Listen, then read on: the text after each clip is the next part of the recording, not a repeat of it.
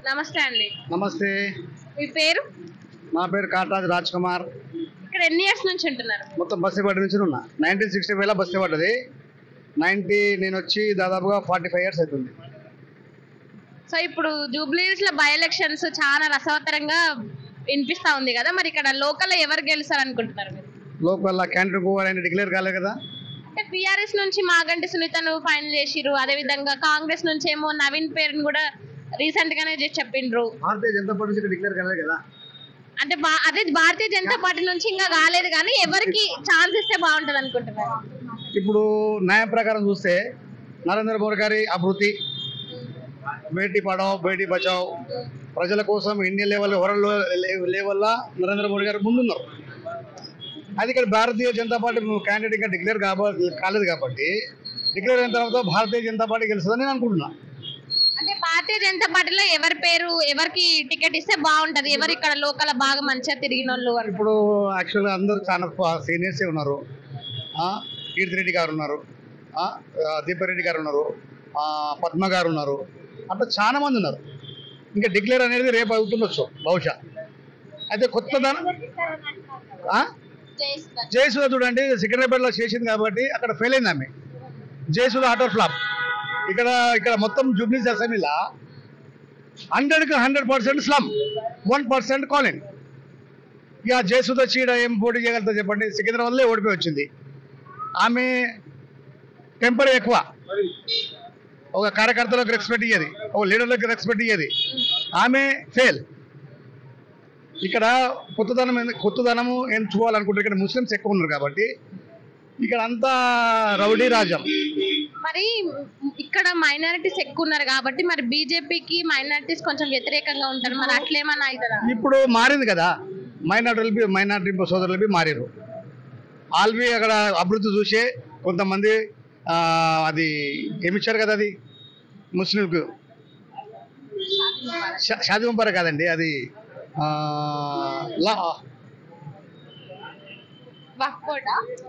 మా ముస్లిం సోదరులకు అది చెప్పారు కదా, వాళ్ళకు జియా అది ఉన్నదేమో వాళ్ళది. ముస్లిం సోదరి లేడీస్కు చాలా బెనిఫిట్ చేసిండు, అలా మహిళలకు చాలా బెనిఫిట్ చేసిండు నరేంద్ర మోడీ గారు. అయితే ఇక్కడ క్యాండిడేట్ ఇంకా డిక్లేర్ కాలేదు. డిక్లేర్ అయిన తర్వాత ఇప్పుడు ఇంకా నామినేషన్ వాళ్ళు లేదు కాబట్టి అవును ఇక్కడ పోండారండి. నేను ఇక ఇప్పుడు ఇట్లా క్యాండిడేట్ ఆల్రెడీ 3 టైం చేసిండు మాగంటి గోపినాథ్. నాట్ బ్యాడ్, చేసిండు, మంచిగా చేసిండు. ఇప్పుడు కాంగ్రెస్ గవర్నమెంట్ ఇంతకుముందు కాంగ్రెస్ ఇది కర్తమదు అసెంబ్లీది, ఇప్పుడు ఇలా విడిపోయింది కాబట్టి జూబ్లీస్ పి జనార్దన్ రెడ్డి చాలా చేసిండు ఇక్కడ పనులు. ఆయన బోడా బండని బంగారు బండ తీర్చిండు పి జనార్దన్ రెడ్డి. కానీ ఇప్పుడు ఈ నాయకులు అనేది కొత్త నాయకులు కదా, అనుభవం లేదు, కొత్త వాళ్ళకి ఇస్తున్నారు. అది మాగంటి సునీత గారండి డౌటే అండి. ఎందుకంటే ఇప్పుడు కాంగ్రెస్ నుంచి అలయన్స్ ఉంది కదా, ఎంఎం చూసి పొత్తు పెట్టుకుంది కాబట్టి ఇక కాంగ్రెస్ ముందడుగులు ఉందని అంటారు జనాలు. నా హిసాబ్ ప్రకారం బీజేపీ క్యాండిడేట్ ఎవరైతే డిక్లేర్ అవుతారో అప్పుడు చూద్దాం, భారతీయ జనతా పార్టీ గెలుస్తుందని నేను అనుకుంటున్నాను. ఒకవేళ అంటే ఇప్పుడు ఏపీలో చూసుకున్నట్లయితే టీడీపీతోన బీజేపీ జనసేన పార్టీ 3 పొత్తులు ఉన్నాయి కదా, మరి ఆ ఇన్ఫ్లుయెన్స్ ఏమన్నా ఇక్కడ వాడి మళ్ళీ హెల్ప్ తీసుకునే ఛాన్స్ వర్కౌట్ అవుతుంది. జనసేన పార్టీ ఇక్కడ తెలుగుదేశం బెల్ట్ బాగుందండి. చంద్రబాబు నాయుడు గారు బెల్ట్ చాలా మంది తెలుగుదేశం వాళ్ళు చాలా మంది ఉన్నారు. ఇక్కడ శ్రీనగర్ కాలనీ కావచ్చు, తర్వాత ఎంగళనగర్ కావచ్చు, అంతా ఆంధ్రాలో ఉంది కాబట్టి బీజేపీ గెలిచే అవకాశం ఉంది. క్యాండిడేట్ బట్టి క్యాండిడేట్ ఎవరికి ఇస్తే తెలియదు, రేపు అవుతుండొచ్చు బహుశా. రేపు అవుతుంది క్యాండిడేట్ అనేది. నా మహిళలకు ఇస్తే బాగుంటుందని నేను అనుకుంటాను. ఇంతకుముందు దీపక్ రెడ్డి గారికి ఇచ్చారు, పనిచేశాడు, 25,000 ఓట్లు తెచ్చుకున్నాను. మళ్ళీ ఆయననే రేసులు ఉన్నాడు. మరి ఆయన కూడా కొంచెం అసంతృప్తి వ్యక్తం చేసినట్లున్నాడు కదా, అంటే ముందు నిలబడాలన్నా వద్దా అన్నట్టు కొంచెం డౌట్ మీదనే ఉన్నట్టు వినిపిస్తుంది కదా. డౌట్ ఏం లేదండి, ఆయన నిలబడడానికి రెడీ ఉన్నాడు. ఇక్కడ అధిష్టానం ఏం చెప్తూ తెలియదు. అది మహిళలకి బీసీ అంటున్నారు కదా, బీసీ వాళ్ళు అంటారు, మహిళలు అంటారు కాబట్టి అక్కడ గోపినాథ్ గారి భార్య లేడీ కాబట్టి మా పార్టీలో భారతీయ జనతా పార్టీలో మహిళకే పెడదామని ఆలోచన ఉంది. ఇక్కడ నుంచి వీళ్ళందరూ పెద్ద పెద్ద నాయకులు పోటీ పడుతున్నారు. వీళ్ళందరూ మధ్యలో మల్లన్న నేర్చుకున్నానంటున్నారు. ఎవరు తీన్మార్ మల్లన్న ఆయన చెప్పుడుకే అండి జనాలకు రెచ్చగొట్టడము. ఆయన గతంలో బీజేపీకి కూడా సపోర్ట్ చేసి బీజేపీలో కూడా ఉన్నాడు కదా. ఇప్పుడు ఆయన ఇప్పుడు కాంగ్రెస్ ఉన్నాడు, కాంగ్రెస్ వ్యతిరేకంగా మాట్లాడుతుంది కదా. మరి మేమేం అనుకోవాలి? కాంగ్రెస్ నుంచే ఎమ్మెల్సీ గెలిచిండు, మళ్ళీ ఆయనకు వ్యతిరేకంగా కాంగ్రెస్ చెప్తుండు. ఎవరు నమ్మాలి చెప్పండి? ఇప్పుడు మొత్తం సొంత పార్టీ పెట్టుకొని ఆ పార్టీల నుంచి ఇప్పుడు బై ఎలక్షన్స్ లో పోటీ చేయాలని అనుకుంటున్నాడు. మల్లన్న గారికి టైం పడుతుందండి. కేసీఆర్ కాదు కదా ఆయన, మల్లన్న కొత్తగా మొన్న పెట్టిండు. అందరు జనాలు బీసీ అని ఆయన రెచ్చగొడుతుండు. అది వర్కౌట్ కాదు, ఫెయిల్. కవిత కూడా పార్టీ నుంచి సపరేట్ అయిన తర్వాత నేను కూడా ఒక పార్టీ సపోర్ట్ చేస్తా. మరి మన గతంలో తీసుకున్నట్లయితే రఘునందన్ మాట్లాడినప్పుడు కూడా నీకోసం నేను చెల్లెమ్మ అంటే ఆమెకి కవితకి సపోర్ట్ గా మాట్లాడినాడు. మరి ఇప్పుడు ఆ ఇన్ఫ్లుయెన్స్ ఏమన్నా చూసి ఒకవేళ బీజేపీకి కవిత సపోర్ట్ చేసే అవకాశం ఏమైనా ఉంటుందా? కవితకు ఆయన ఇంకొక క్యాండిడేట్ పెట్టాడు కదా, ఆకుల విజయ్కి పెట్టాడు కదా. ఆమె బీసీ ఒక మహిళకు తెచ్చి పెట్టిండు భారతీయ జనతా పార్టీలో. మరి అధిష్టానం పేరు పంపించింది. ఆమె సిరిసిల్ల ఉంటుంది. రఘునందన్ గారు పెట్టిన ఒక క్యాండిడేట్ ఆమె ఆకుల విజయ్ అని, ఆమె సిరిసిల్ల ఉంటుంది. ఆయన క్యాండిడేట్ పెట్టింది కాబట్టి ఇప్పుడు అధిష్టానం 3 పేర్లు వెళ్ళినాయి, 4 పేర్లు వెళ్ళినాయి. కీర్తిరెడ్డి గారు, ఆకుల విజయ, తర్వాత దీపక్ రెడ్డి గారు, తర్వాత పద్మ గారు. ఆ 4 పేర్లు వెళ్ళినాయి. ఆ 4 పేర్లలో ఒకటి డిసిషన్ అయితే పార్టీ తెలుసు. బీజేపీకి ఏమైనా కల్వకుట్ల కవిత సపోర్ట్ చేసే అవకాశం ఉంటుంది? ఎందుకంటే బీఆర్ఎస్ నుంచి ఆమె బయటకు వచ్చేసింది కదా కంప్లీట్ గా. ఇప్పుడు జనసేన, టీడీపీ, కవిత అంతా కలిసి భారతీయ జనతా పార్టీ గెలుస్తుందని అనుకుంటున్నాను నేను 100%.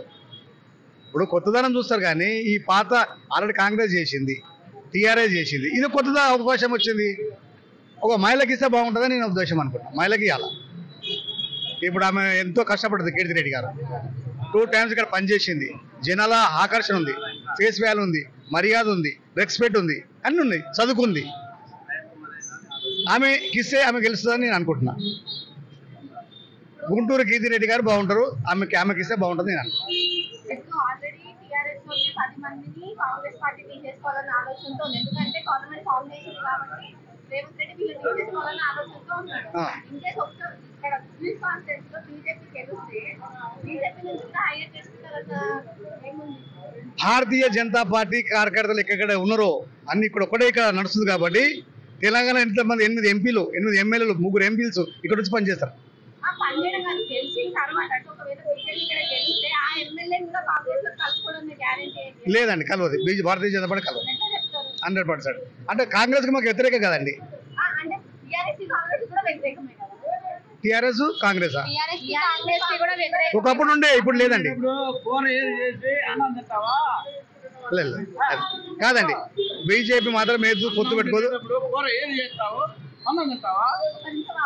అయితే ఇప్పుడు టీడీపీ తోటి పొత్తుంది, ఆంధ్రలో జనతోటి పొత్తున్నది.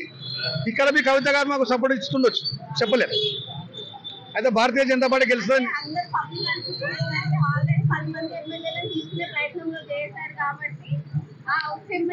అవునండి, ఇప్పుడు ముందుకు వస్తున్నారు కదా 10 మంది ఎమ్మెల్యేలు. ఆగురు సార్, 10 మంది ఎమ్మెల్యేలు వస్తున్నారు కదా. నేను ఇంట్లో కలిసిన కాంగ్రెస్ కలిసిన అంటున్నారు కదా. ఎప్పుడు లేదండి, వాళ్ళు 3 రంగుల మా జాతీయ జెండా కాబట్టి 3 రంగుల జెండా కప్పుకున్నారు అంటారు కానీ మేము కాంగ్రెస్ కలిసి అంటలేరే. అంటే మళ్ళీ వాళ్ళకి ఎలక్షన్ పెట్టాలా? మళ్ళీ ఒకవేళ బై ఎలక్షన్స్ పెడితే వాళ్ళు ఓడిపోతారండి, మళ్ళీ బీజేపీ పోతారు. ఎక్కడైనా చూడండి, ఈ రీఎలక్షన్ లో భారతీయ జనతా పార్టీ గెలిచింది. విఠల్ రాజేందర్ గెలిచారు, తర్వాత రఘునందన్ గారు గెలిచారు. ఇక్కడ అంతే. ఇక్కడ మాది ఎట్లుంటుందండి, ఇంటింటికి వెళ్తే ఓటర్తో మాకు సంబంధం, జనాలతో అవసరం లేదు. మాకు ఓటర్తో ముఖ్యం.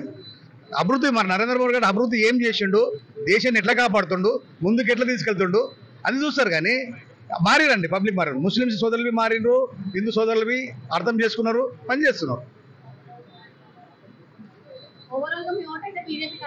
100% న్యాయం. ఇప్పుడు న్యాయం ఎక్కడ అక్కడ ఉంటాం కదండి. ఇప్పుడు డబ్బులు ఇస్తారు, ఆ డబ్బులు ఎన్ని రోజులకు తింటారండి చెప్పండి. జనాలకు డబ్బులు ఇస్తున్నారు, తాగిపిస్తున్నారు, బిర్యానీ పెడుతున్నారు, కోటలు ఇస్తారు, బిర్యానీ ఇస్తారు, డబ్బులు ఇస్తారు. ఎన్ని రోజులు తింటారు మళ్ళీ ఆడికి లాస్ట్. భారతీయ జనతా పార్టీ అట్లా కాదండి. న్యాయం కోసం ధర్మం కోసం కొట్లాడే భారతీయ జనతా పార్టీ ఒకటి ఉంది. భారతీయ జనతా పార్టీ గెలుస్తుందని నేను అనుకుంటున్నా. ఇక్కడ పోండరు కాబట్టి ఇక్కడ చాలా సీనియర్లు ఉన్నారు కాబట్టి నాకు తెలుసు. నవీన్ యాదవ్ గెలుస్తాడని నవీన్ యాదవ్ పేరు గట్టిగా వినిపిస్తుంది. నవీన్ యాదవ్ చూడండి, ఆయన నవీన్ యాదవ్ జన ఆకర్షణ బాగుంది కాబట్టి వాళ్ళంతా ఆర్టిస్టులు, జూనియర్ ఆర్టిస్టులు, ఓటర్స్ కాదు, అది పబ్లిక్ వస్తారండి. ఆయన యూత్ కాబట్టి డబ్బులు ఇస్తే తాకిపిస్తే ఎవరైనా వస్తారు. మీరు చెప్తే మీ దగ్గరికి వస్తారు. ఆయన దగ్గర ఓటర్ కాదు వాళ్ళు జనాలు. మొత్తం సీన్ ఫీల్డ్ అంతా సినిమాలో పనిచేసే వాళ్ళ డాడీ పబ్లిక్ అక్కడ కనబడుతుంది అంతే. చూద్దాం, ఎలక్షన్ అయిన తర్వాత చూద్దాం. మేము భారతీయ జనతా పార్టీ బాగానే కష్టపడుతుంది. భారతీయ జనతా పార్టీ గెలుస్తుందని అనుకుంటున్నాం. మీ ఎంటీవీ మీది పీజే న్యూస్ గారికి ధన్యవాదాలు. ఇంటర్వ్యూ ఇచ్చినందుకు. మీ పేరు? శిరీష గారు.